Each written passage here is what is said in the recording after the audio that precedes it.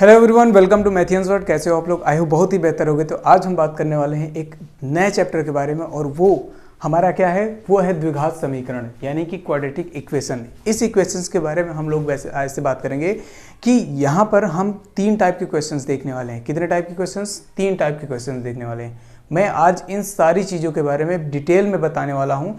बस एक चीज़ आपके लिए है कि आप लोग इस वीडियो के जितना ज़्यादा से ज़्यादा शेयर कर सकते हैं शेयर करिए, और लाइक सब्सक्राइब जो भी है कर दीजिए, क्योंकि आज मैं द्विघात समीकरण को बेसिक से, एकदम बेसिक से, यानी कि जीरो से आपको उठाने वाला हूं। क्योंकि यहाँ पर जो एग्जाम में क्वेश्चंस बनेंगे उसके लिए कॉन्सेप्ट का होना बहुत ज़रूरी है, क्योंकि ये सबसे बेसिक होता है। और जब इस इक्वेशंस को सॉल्व करने का तरीका आपको अगर नहीं पता होगा तो आप आगे जाके मैथमेटिक्स में जितने भी, यानी कि आपके 10th के मैथ में जितने भी टॉपिक होते हैं उन लगभग में आप लोग फंसने वाले हो। तो इतना समझ लो कि ये आपके लिए बेसिक है और ये इक्वेशन आपको सॉल्व करना आना ही चाहिए। तो इसके लिए मैं स्टार्ट करने वाला हूँ अपना क्वाड्रेटिक इक्वेशन, यानी कि द्विघात समीकरण। इसमें मैं बात करने वाला हूँ द्विघात समीकरण बेसिकली होता क्या है। ध्यान से समझिएगा किसके बारे में मैं बात करने वाला हूँ। द्विघात समीकरण, द्विघात समीकरण ये बेसिकली है क्या? इसको हम इंग्लिश में क्या कहते हैं? Quadratic equation. क्या बोलते हैं? Quadratic equation. अब समझिएगा कि द्विघात क्या होता है। द्विघात का मतलब दो, द्वि का मतलब क्या होता है? दो, और घात का मतलब आप लोग अच्छी तरीके से जानते हैं कि घात।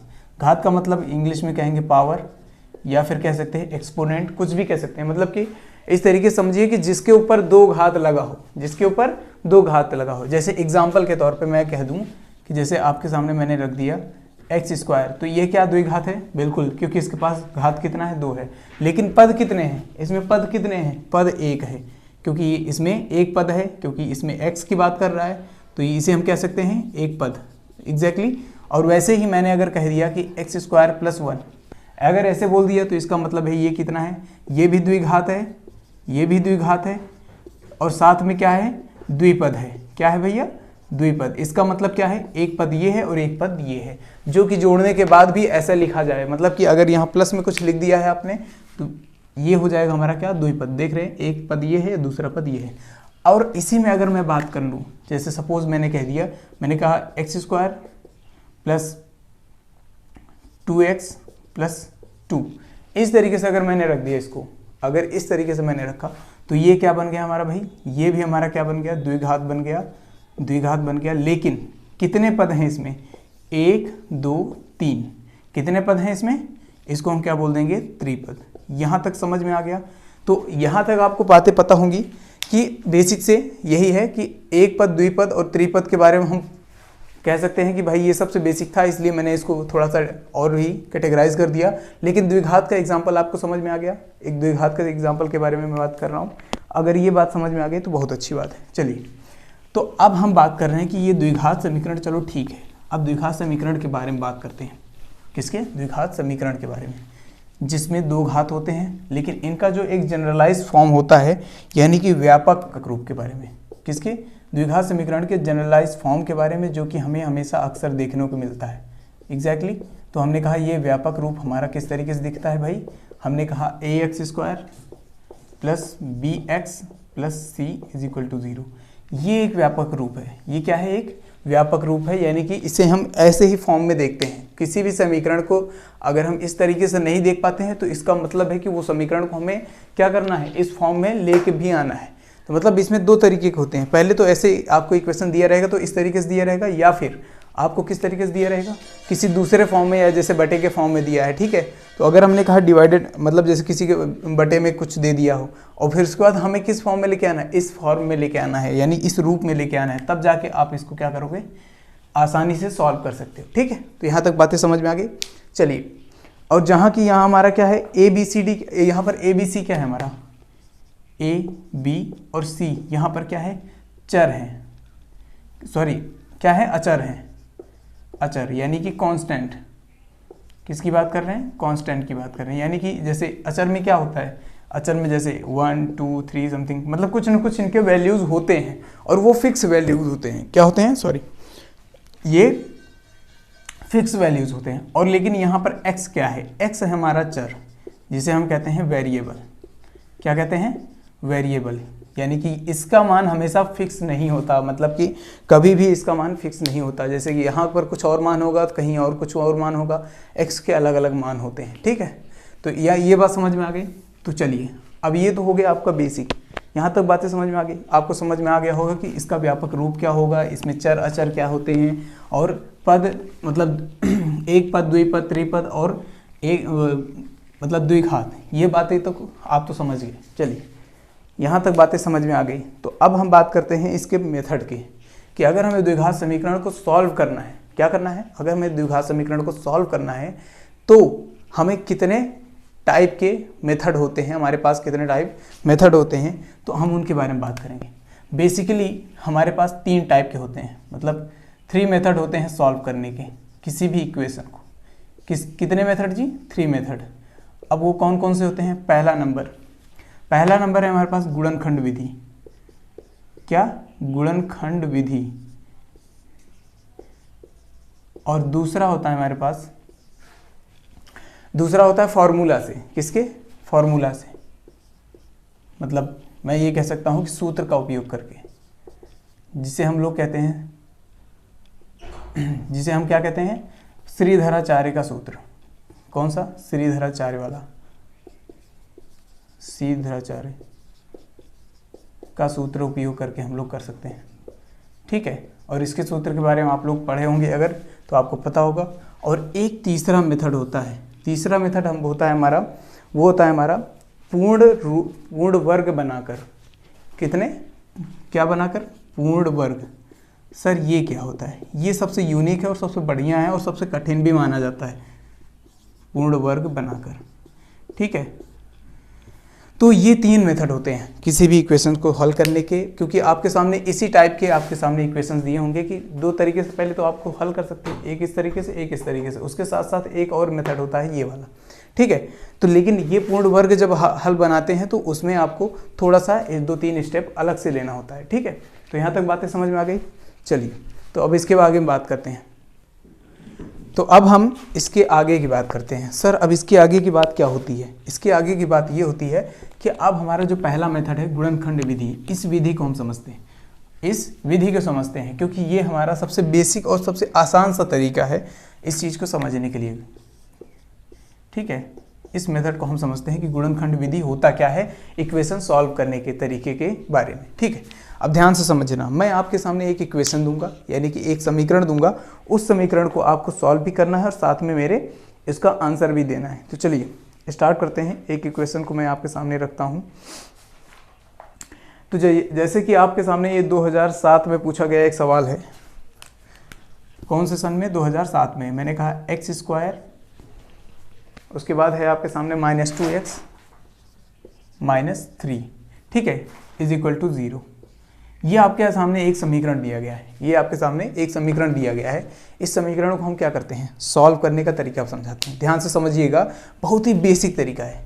सबसे पहली बात तो ये कि इसका क्या x² का कोई गुणांक है क्या? यहाँ पे कोई गुणांक है क्या? नहीं दिख रहा है तो आप समझ लीजिए, जब आपके सामने यहाँ पर x के साथ में कोई संख्या ना लिखी गई हो तो उसका गुणांक क्या मान लेते हैं जी? 1 मान लेते हैं। तो अब समझिए मैंने क्या कहा। चलिए हम इसका और इसका मल्टीप्लाई करते हैं। क्या करते हैं? पहले और तीसरे का, यहाँ पद का हम क्या करते हैं? मल्टीप्लाई कर लेते हैं।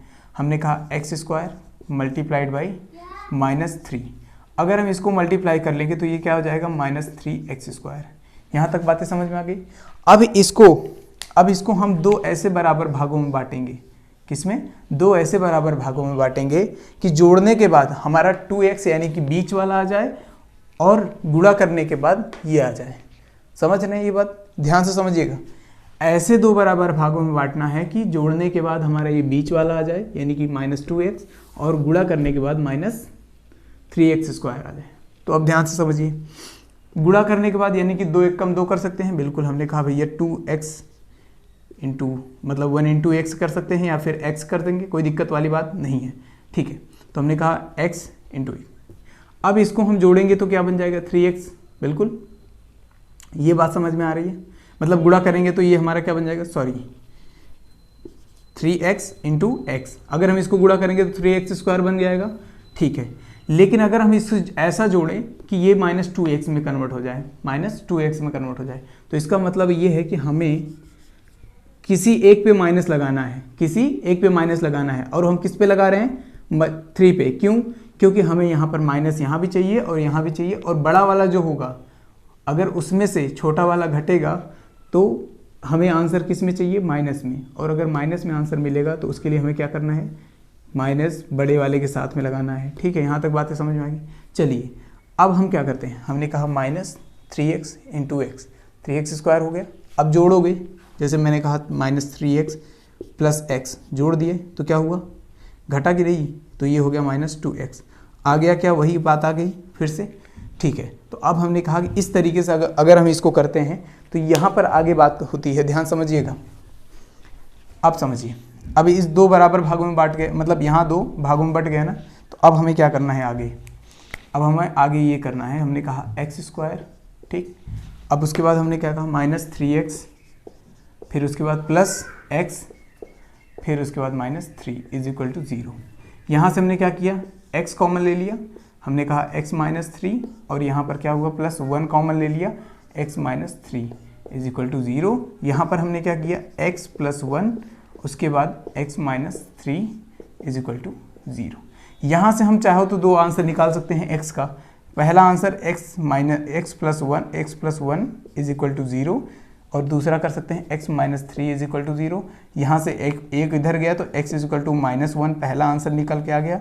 दूसरा आंसर निकलेगा, इधर उधर जाएगा तो ये हो जाएगा 3। यहाँ तक बातें समझ में आई? x के 2 मान -1 और 3। यहाँ तक बातें समझ में आ गई?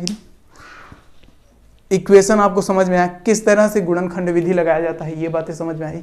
नहीं समझ में आई तो मैं एक बार फिर से समझाने की कोशिश कर रहा हूँ। कोई एक दूसरा क्वेश्चन लेके मैं समझाता हूँ, ध्यान से समझिए। मैं इस इक्वेशन को आप लोग देख लीजिए, और यहाँ तक बातें समझ में आ गई। ये बेसिक था। अगर इससे आगे हम बात करते हैं, इससे थोड़ा सा आगे बात करते हैं। जैसे मैंने कहा दूसरा क्वेश्चन लेके दिखाते हैं आपको। क्या करते हैं? दूसरा क्वेश्चन अगर हम लेके दिखाएं तो आपके सामने कुछ इस तरीके से होगा। इक्वेशन मैंने कहा x + 1/x = 10/3। ये 2009 में पूछा गया है। अब ध्यान समझिए, इस इक्वेशन को किस तरीके से सॉल्व करोगे आप लोग, समझिए। मैंने क्या किया? मैंने कहा कि अगर आपके पास व्यापक समीकरण नहीं है, व्यापक समीकरण आपके पास नहीं दिया गया है, तो उसे हम क्या करेंगे? व्यापक समीकरण में बदलने की कोशिश करेंगे। तो पहली कोशिश हमारी क्या होगी? व्यापक समीकरण में बदलने का। तो हम क्या करेंगे भाई? इनका एलसीएम ले लें। इनका एलसीएम ले लेंगे तो x² + 1/x आ जाएगा। ठीक है सर, = 10/3। ठीक, अब क्रॉस मल्टीप्लाई कर लेते हैं। क्या करते हैं? Cross multiply. तो हमने कहा ये हो जाएगा 3 × x² + 1 × 3 यानी कि 3 = यहाँ पर क्या हो जाएगा? 10x। अब हम क्या करते हैं? 10x को इधर लेके आते हैं, तो 3x² - 10x + 3 = 0। यहाँ तक बातें समझ में आ गई? चलिए, अब ये हमारा क्या आ गया? व्यापक समीकरण में बदल गया। ठीक है, अब यहाँ पर आ गया, तो अब समझिएगा ध्यान से। अब हमने कहा 3x² - 10x, अब उसके बाद +3 = 0। अब आपके सामने ये समीकरण दिया है, तो अब आपको क्या करना है? गुणनखंड विधि से इसका क्या करना है? हमने कहा कि भैया पहला और तीसरा इन दोनों पदों का गुणा करें। 3x² × 3 = 3 × 3 = 9x²। अब इसको 2 ऐसे बराबर भागों में बांटना है कि जोड़ने के बाद -10x हो जाए और गुणा करने के बाद x² आ जाए। तो ध्यान से समझिए, हमने कहा 9x × x। ठीक है, अगर हम यहाँ पर क्या करते हैं? यहाँ पर हमने कहा माइनस दोनों साइड में लगा देते हैं। क्या करते हैं? माइनस दोनों साइड में लगा देते हैं। तो माइनस माइनस प्लस, उसके बाद 9x × x = 9x²। अब समझिए, उसके साथ साथ इन दोनों को जोड़ो तो ज़रा, ये हो जाएगा -9 -10 -x। ये दोनों जोड़ेंगे तो -10x आ जाएगा। एग्जैक्टली क्या दोनों सही से बंटवारा हुआ है? बिल्कुल। तो अब हम क्या करते हैं? 3x² - 9x - x + 3 = 0। अब देखो, इनमें से कुछ कॉमन दिख रहा है, इनमें से कॉमन दिख रहा है कुछ। हमने कहा 3x कॉमन ले लेते हैं सर। बिल्कुल। तो हमने कहा x माइनस 3, फिर उसके बाद यहाँ से 1 कॉमन दिख रहा है, बिल्कुल। यहाँ से हमने कहा मतलब -1 कॉमन लिया मैंने, तो यहाँ से x minus 3 is equal to 0। अब समझिए, अब यहाँ से x माइनस 3 एक साइड में और दूसरे साइड में क्या बन जाएगा हमारा 3x minus 1 is equal to 0। तो अब समझिए, यहाँ से x के दो मान निकलेंगे, x माइनस 3 बराबर 0 पहला, और दूसरा 3x minus 1 is equal to 0। यहाँ से x का मान क्या निकल गया, इधर जाएगा तो 3, ये निकल गया एक आंसर, और दूसरा निकल के आ गया हमारा यहाँ से 3x इज इक्वल टू, यहाँ पर 1 आ जाएगा, x इज इक्वल टू क्या आ जाएगा 1/3। यहाँ तक बातें समझ में आई कि नहीं? यहाँ तक बातें समझ में आई कि नहीं? आई होप समझ में आया होगा ये बात। और मुझे लगता है कि इतना आसान जल्दी कोई नहीं समझाएगा, इतना डिटेल में जल्दी कोई नहीं समझाएगा। तो आई होप ये सारी बातें क्लियर हुई होंगी। तो गुणनखंड विधि से 2 सवाल मैंने आपके सामने रखे हैं और दोनों अलग अलग टाइप के क्वेश्चंस रखे हैं। तो मुझे पता है कि आप लोग अच्छी तरीके से जानते हैं कि मैं कितना डेडिकेटेड हूँ आपके लिए। तो आई होप आप लोग ये बात समझ रहे होंगे। तो आप भी कोशिश करिए कि हमारे चैनल को ज़्यादा से ज़्यादा प्रमोट करें और ज़्यादा से ज़्यादा सपोर्ट करें। आई होप सारी बातें समझ में आ गई होंगी। तो चलिए मिलते हैं नेक्स्ट क्लास में एक नए कॉन्सेप्ट के साथ, और मैं इससे भी ज़्यादा अच्छे वे में मैं आपको समझाने की कोशिश करूँगा। और इस बार 10th की ऐसी की तैसी करने वाले हैं हम लोग। ठीक है, चलिए मिलते हैं नेक्स्ट क्लास में। Thank you very much and take care.